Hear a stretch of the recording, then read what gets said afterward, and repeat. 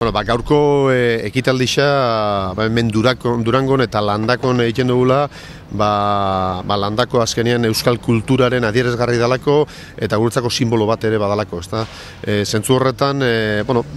eskertu nola ez, bildu sortu zenetik kultur mundutik jaso dugun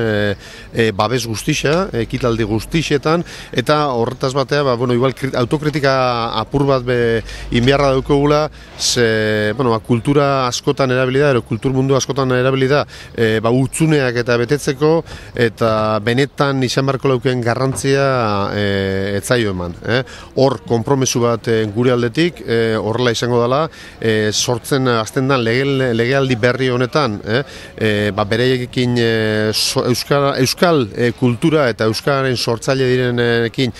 konpromiso bat, herritarrak izan daitezen sortzaile eta herritarren sorkuntza hori babestuko dugula, beste konpromiso bat, Euskal Herriko historian sakondu dugula eta Euskal Herriko historia jakinaraziko dugula, eta oroimen historikoaren hurbilen daukagun oroimen historikoaren jakinaraztepena ere gure helburuetako bat.